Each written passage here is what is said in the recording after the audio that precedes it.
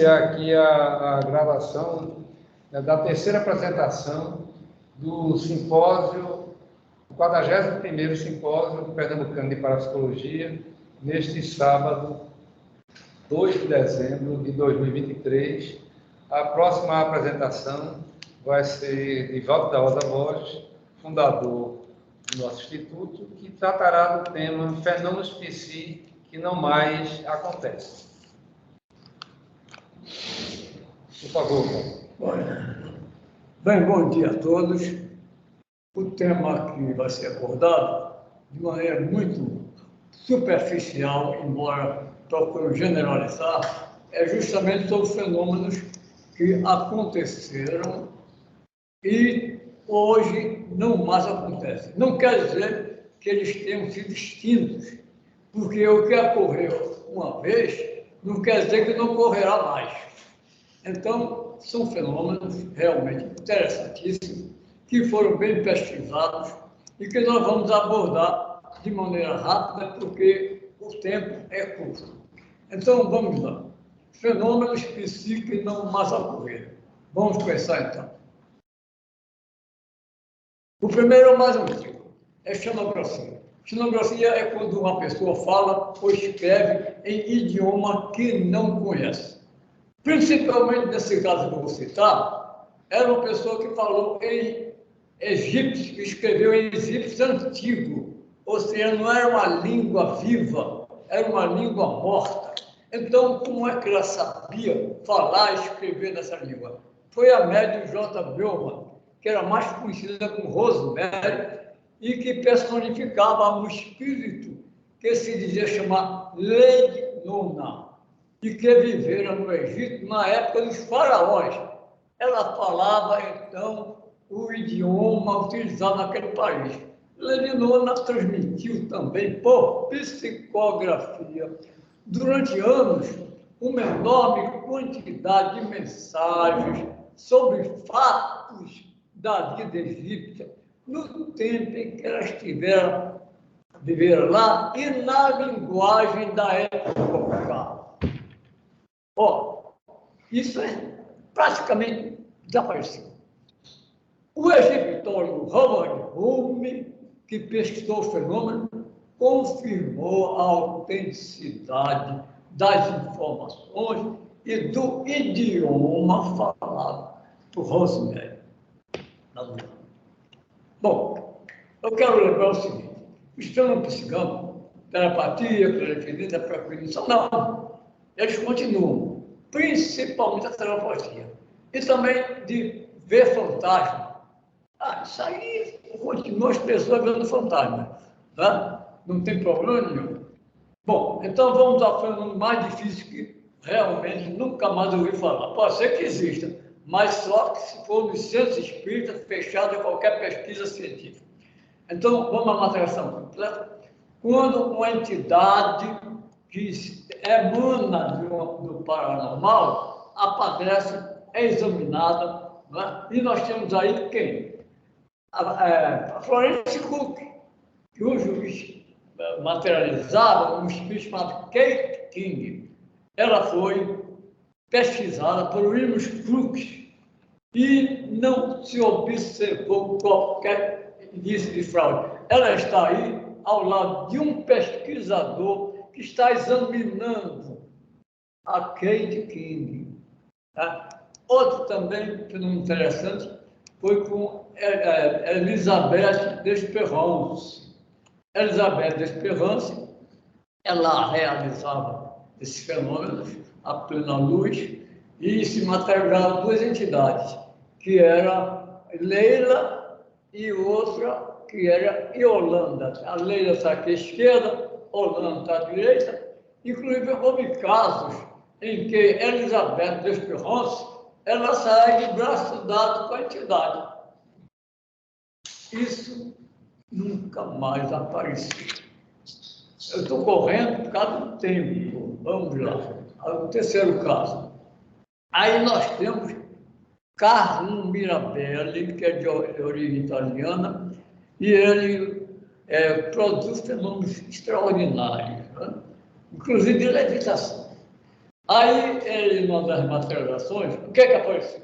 Ao lado dele, né, vamos dizer, a ideoplastia, ou a materialização completa de um poeta, Giuseppe Parini, vestido à moda do século XVIII, sentado entre o médico da esquerda, Carlo Mirabelli, e, aliás, à esquerda, e à direita, o doutor Carlos de Castro, que era o presidente da Academia de Estudos Psíquicos, César Lombroso. Claro, e nunca mais ouvi falar, como eu disse, de fenômeno de materialização total. Se há, é no centro espírita, onde é inacessível qualquer presença de parapsicólogo para investigar esse fenômeno. Bom, a materialização parcial, algumas pessoas apresentaram. Mas a mais interessante é essa senhorita aqui, que era Linda Gazzera. Ela era italiana, foi investigada por vários pesquisadores, inclusive Henrique Moura, desde 1908, e é interessante que a materialização dela era parcial. Aí você vê que ela primeiro dormia, ela adormecia justamente para apresentar o fenômeno. É como se os seus sonhos fossem objetivados. Vejam aqui que nós temos duas imagens, não apenas uma, duas imagens. E olhe que ela fazia essas experiências à luz acesa. Não era na escuridão, não. Tanto que há outras fotografias em que os assistentes estão olhando diretamente essa formação de imagens. Né? Agora, de onde vem isso aí? Bom, teoricamente, se diz que é uma substância exalada do corpo do agente psíquico, da médica, né? Que talvez sob o comando de sua mente em nível inconsciente, forma essas imagens, se nós não admitirmos que se trata de espíritos que estão se aproveitando dessa substância exteriorizada pelo paranormal para formar essas imagens. Talvez seja preferível, à luz da parapsicologia, que essas criações são em estado onírico produzidos pela Linda Gazzera. Vamos adiante. Aqui nós temos o nosso famoso Peixotinho, Francisco Peixoto Lins. Ele era muito amigo de Francisco Cândido Xavier e produziu os fenômenos extraordinários. Né? Por exemplo, aí nós temos uma materialização parcial, você vê que não está o corpo todo. E saindo, daí vocês estão vendo o ectoplasma saindo da boca, do nariz, dos ouvidos de Peixotinho. Tá? Então, eu queria saber como é que um mágico poderia fazer isso. Olha, os mágicos são engraçados. Eles dizem que o fenômeno é falso, é fraude, mas por que é que eles não se prestam a ser examinados nas mesmas condições paranormais? É uma prova que ele poderia reproduzir, mas nenhum deles só faz alegar, mas não demonstra, desde que devidamente fiscalizado, como aconteceu com os paranormais, que eram inclusive amarrados, amordaçados, e produziam fenômeno. E um mágico faz isso. Essa é que é a verdade. Então, tudo isso é puro negacionismo. Vamos adiante. Bom, aí nós temos Mary Marshall, que era Maria M. Ela expelia ectoplasma pelo nariz. E nesse ectoplasma vocês estão observando duas imagens. Esse de cima, que era Raymond, filho de um físico chamado Oliver Lodge. ele e o Robert Lodge escreveu um livro sobre o filho dele que morreu na Primeira Guerra Mundial, Raymond. Pois bem, Raymond apareceu uma massa ectoplasma, uma vez está saindo pelo nariz. Algum mágico vai fazer isso? Saindo pelo nariz. Olha aqui, esse aqui é Raymond, o filho de Oliver Lodge. E aquele outro personagem, cujo nome agora não lembro, que também tem outra imagem dele quando ele era vivo. Então, consequentemente, como é que a Maria M conhecia o filho de Oliver Lodge a ponto de reproduzir essa imagem no seu ectoplasma? Em nível inconsciente. Mas se ela não conhecia, então realmente é difícil explicar à luz da parapsicologia. Aí vamos ver mais uma vez, Peixotinho também. Olha aí, o ectoplasma saindo pelo ouvido, pelo nariz, pela boca. E essa imagem aqui, ó, que formou, é dessa senhorita ao lado, Maria Duarte Santos, quando viva. Acontece que essa senhora morava em Lisboa, era portuguesa. E quando o marido dela tomou conhecimento, veio até o Brasil para ver se o fenômeno se reproduzia. Só que o fenômeno paranormal não depende da vontade do paranormal. Então não aconteceu nada. Só foi um fato isolado. Vamos adiante aqui. Agora nós vamos para a ideoplastia, né? Aí nós temos uma formação de imagem, veja aqui, em parafina fervente. Ou seja, um possível espírito, não é? Materializava as mãos, colocava na parafina fervente, tirava e colocava-se gesso para preencher aquele molde. Qual é a pessoa que vai colocar a mão na parafina fervente? Ia queimar. Né? E depois tirar, veja aqui, as mãos cruzadas. Nessa outra imagem, como é que você coloca dentro da parafina fervente, se desce, né? as suas mãos, depois tirar, pronto, ia quebrar o molde. E, no entanto, havia desmaterialização e ficava um molde de gesso, o molde de parafina, que depois era preenchido com gesso. Mais adiante, aí nós temos uma coisa interessante, que era Ana Prado. Ana Prado, ela nasceu no Amazonas e morou em Belém do Pará. Inclusive, ela morreu num desastre doméstico, uma chaleira explodiu, queimou bastante, ela morreu em virtude disso. Vejam aqui o interessante. Ela está numa gaiola, o ectoplasma está saindo, formou uma imagem pequenininha, parece uma boneca. A outra parte do ectoplasma entrou numa tinazinha cheia de parafina fervente para fabricar essas mãos. Esse fenômeno não apareceu mais. Quer dizer que o que aconteceu uma vez não foi real? Bom, agora o caso mais interessante. Materialização de animais. Ué, será que os animais sobrevivem à morte também? Como a gente? As formigas, as baratas, tudo sobrevive? Sim, a mente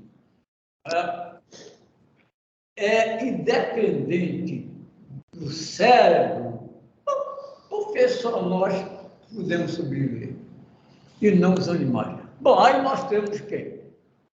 Franek Cruz, que era polonês.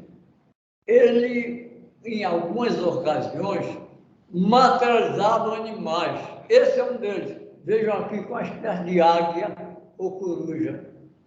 Será que ele levou essa coruja dentro de um saco? Ninguém viu, depois soltou a coruja foi bater no ombro dele, depois voou e foi embora? Por que um mágico não faz isso? Vamos lá. Esse fenômeno também nunca mais ouvi falar. A psicometria, o que era?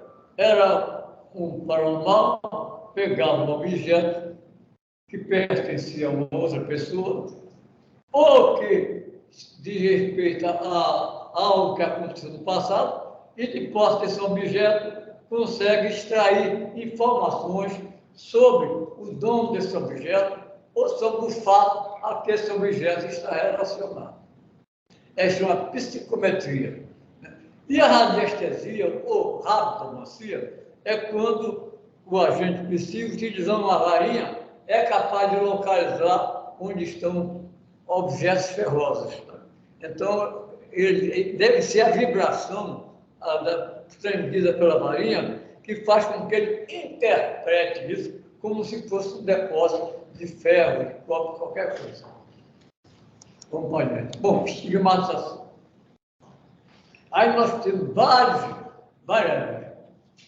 normais da Igreja Católica, freiras, que na sua êxtase, no seu êxtase, lembrando do sofrimento de Cristo, reproduzia as mesmas feridas em seu corpo, principalmente em suas mãos.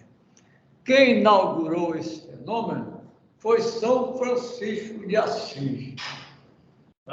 Ele reproduziu nas palmas das mãos a ferida de Jesus.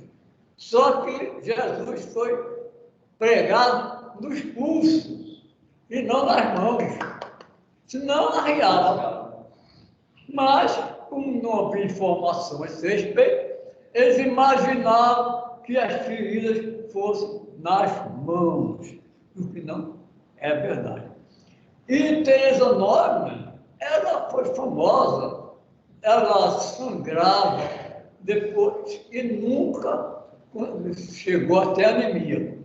E vai produzindo as imagens de Jesus. A mesma coisa o Padre Pio.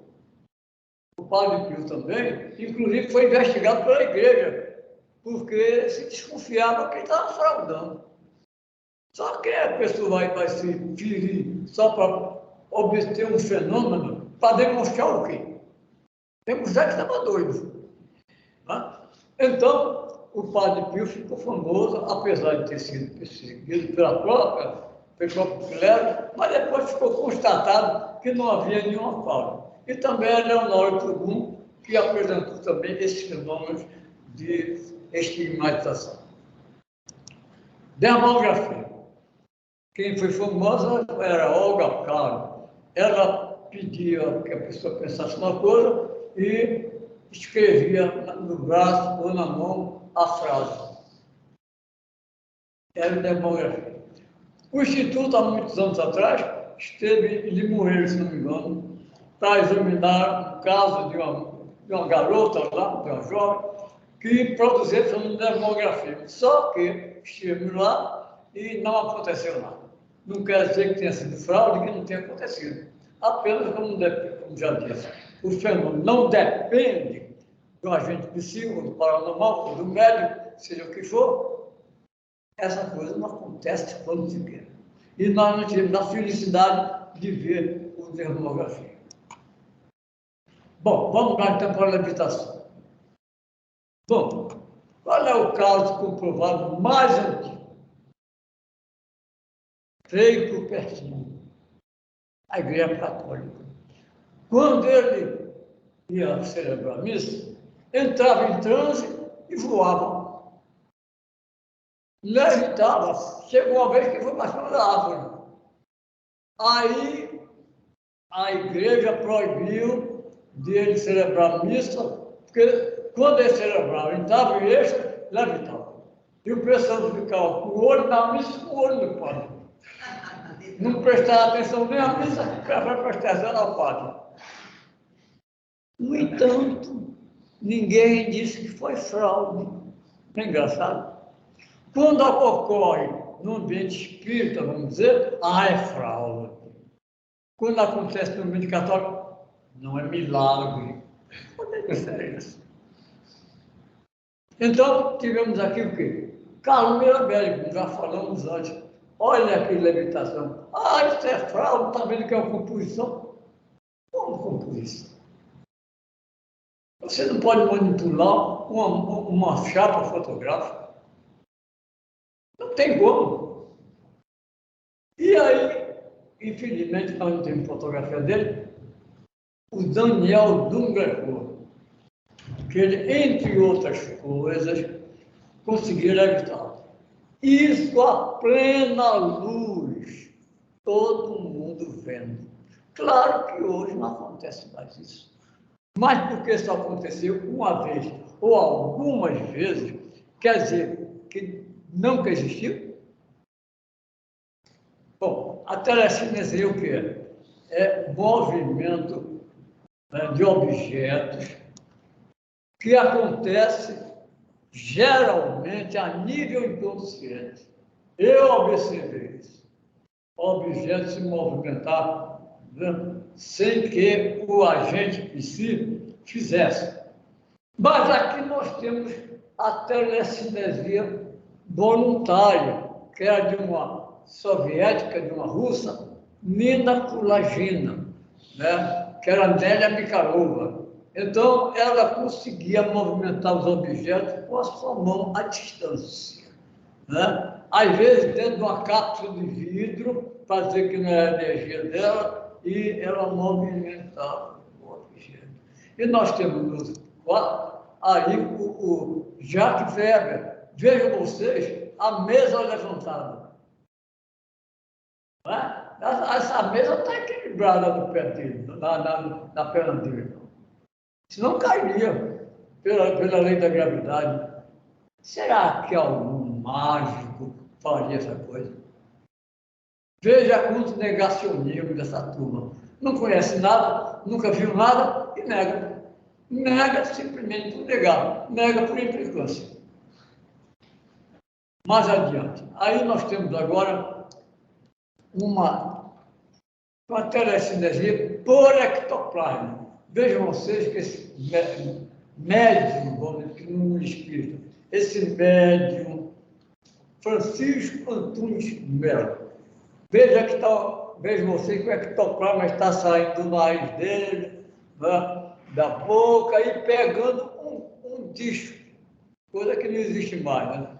Ele pega o disco, tira da radiola, vamos ver mais adiante, e levanta o disco.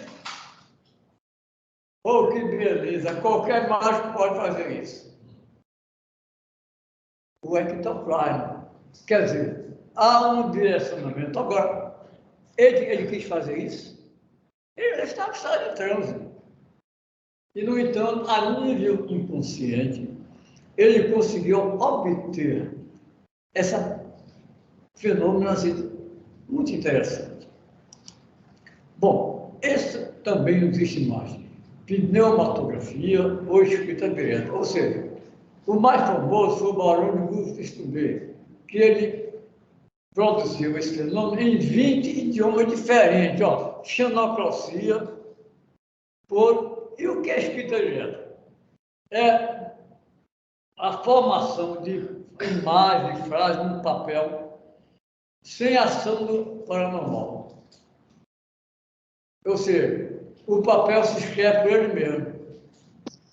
E isso acontecia em 20 idiomas diferentes. Nunca mais isso aconteceu. Fraude e realidade. Aí nós temos a pneumatofonia ou voz direta. Por exemplo, a pessoa está numa reunião e de repente surgem vozes e que falam com as pessoas presentes e que se identificam com parentes falecidos de outra pessoa. Aí nós temos dois famosos paranormais, Larry Flint, vocês vejam aqui à esquerda, inclusive com a boca fechada, para não fazer o quê? Qual é aquele fenômeno? ele não podia fazer. Não é? Porque estava com a boca amarrada e os braços amarrados. E também John Campbell Fleur. Né? Também esse nome desapareceu. Outra coisa interessante, era conhecida com as irmãs Liz e Mary Beck. Na frente de todas as pessoas, elas pintavam quadros à distância. Nunca mais isso aconteceu. Bom, aí nós temos a moldagem.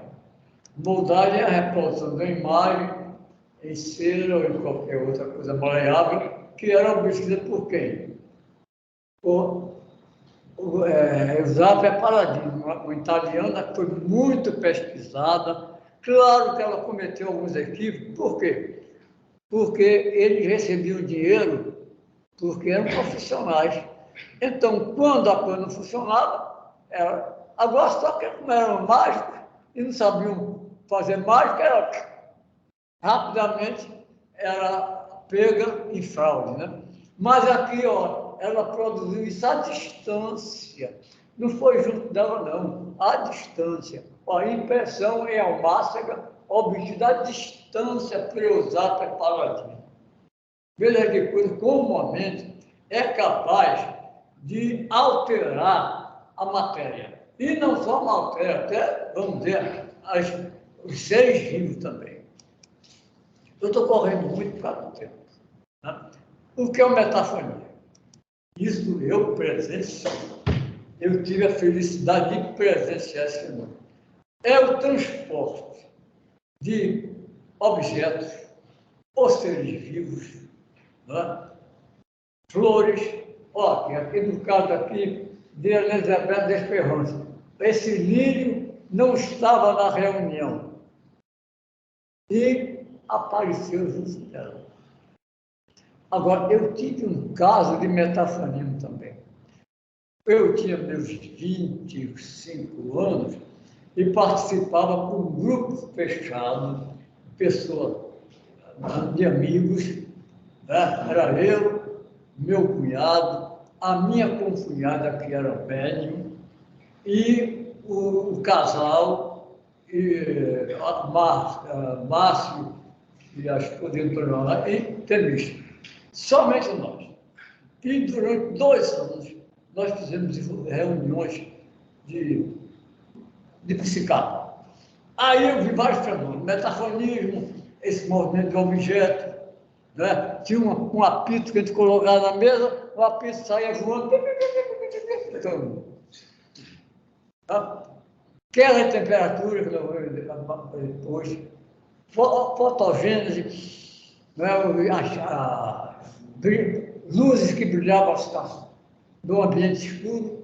E o mais interessante foi, de repente, a Maria José, que era paranormal, estava separada de nós numa cabine.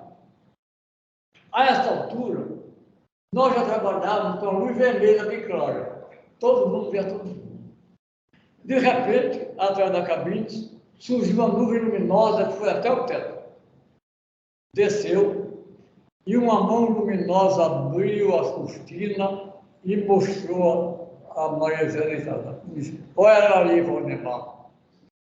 Então, acenou para nós com um lenço e Temístio pediu que jogasse esse lenço para ele. Aí a lenço, quando caiu, apagou, mas estava o lenço lá. Quando ele olhou, ele ficou entusiasmado, emocionado. O que foi, Temístio?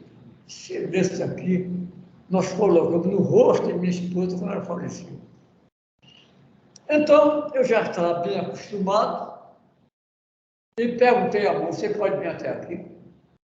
A mão veio. O que aconteceu? Quando a mão se aproximou de mim, eu estava sentado numa mesa ao lado, uma mesa enorme, que cabia umas 12 cadeiras. Quando a mão se aproximou, eu me levantei, a mão veio, apertou a minha e apertei a dele. Tá bom. Fiz assim, não tinha nada, só eu e a mão. Então, a mão, de repente, quando eu pensei assim, será que essa mão está bem materializada? ela se desvencilhou da minha, foi no meu bolso, tirou um peito de Flamengo e partiu. Eu disse, muito bem, você pode debutar essa mesa? Não se fez de rogada. Pegou a mesa e levantou sem deslocar o centro de gravidade. Flutuou e depois subiu. Então, a mão voltou. Agora está o caso. A mão voltou a cabine. E quando nós pensávamos que a reunião tinha terminado, voltou a mão com o ramalhete de flores e me entregou. Aí um presente inusitado, mas ela levou o ramalhete de flores, porque eu ia com ele no automóvel, o marido dela guiando, não tinha nenhum ramalhete de flores lá. Aí quando ela voltou, aí eu vi a voz lá dentro. Está satisfeito, irmão curioso? Porque eu perguntava tudo, né? Como é que é isso, como é aquilo? Eu disse, claro, nós queríamos dar uma prova, aí chegou um trecho embaixo, científica da sobrevivência. Foi isso que aconteceu. Então, nós temos aqui o quê? A esfotografia, que é a impressão, a ação psíquica da mente em uma película fotográfica. Isso quem fazia era William Muller, não é? E o que mais importante, Ted Sérgio. Veio aqui, na época em que havia película fotográfica, hoje não existe mais, né? Então ele se concentrava, imprimia imagens na película fotográfica. Veja aí a última imagem de uma pessoa primitiva. E William Muller foi quem conseguiu também, agora sem maneira diferente. A pessoa ia bater a fotografia e quando revelava o filme, tinha uma pessoa ao lado do fotografado. Era ele que produzia essa imagem ou era o inconsciente da pessoa que impressionava a película fotográfica? Claro que os espíritos vão dizer que era um espírito desencarnado que tentou aparecer na fotografia para se identificar. Fotogênese, isso eu vi bastante. Não tem nenhuma imagem, era na reunião. Foram 2 anos riquíssimos. Realmente, eu nunca tinha visto a coisa daquela. Por essa razão, naquela época, eu já tinha lido o livro de Francisco Cândido Xavier e fiquei impressionado, me tornei espírita. E ainda com o acréscimo dessa experiência, eu me tornei espírita. Mas hoje eu não sou. Hoje eu não tenho religião. Eu sou livre pensador, porque discordei de alguns pontos da revista espírita. Agora mesmo, aquele disse, né, falando que autismo é produzido por espírito. O autismo é produzido por espírito.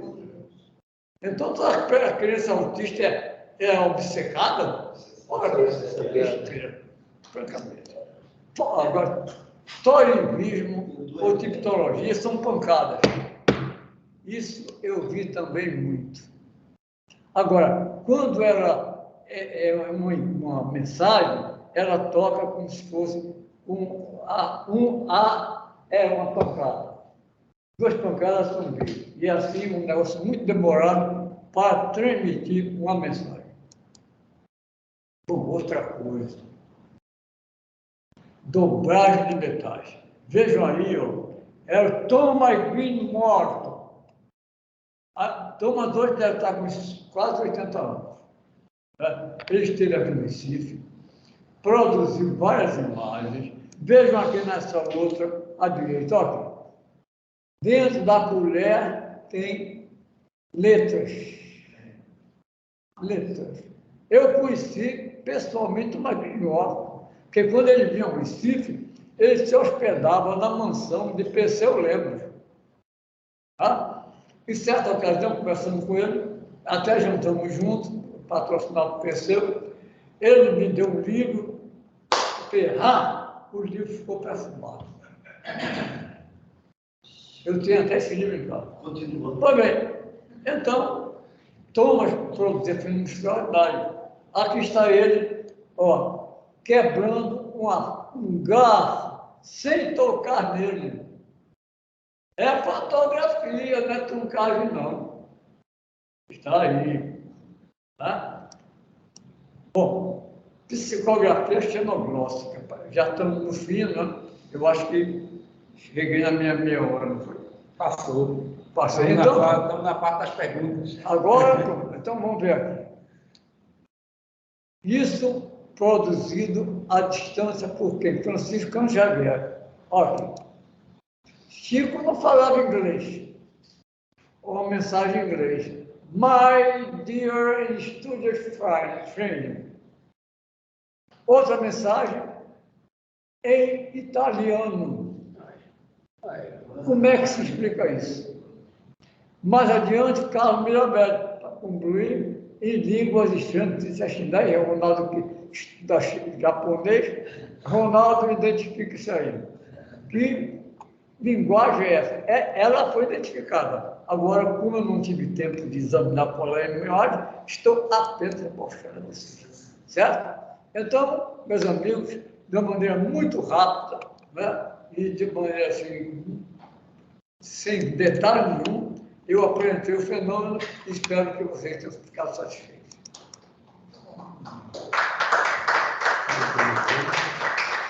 Aplaudam os paranormais. Apenas era o que eles fizeram. Ronaldo.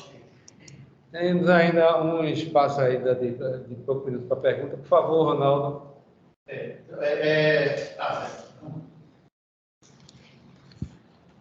Como sempre, vai ser essa apresentação do nosso professor Walter. Né? Eu trouxe o papel aqui porque é o seguinte: o tema é fenômenos específicos que não mais aconteceram.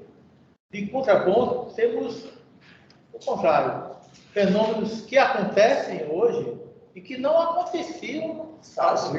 Né? Por quê? No nosso livro sobre vozes eletrônicas paranormais, tem um capítulo, o primeiro capítulo, começa a falar sobre fenômenos históricos.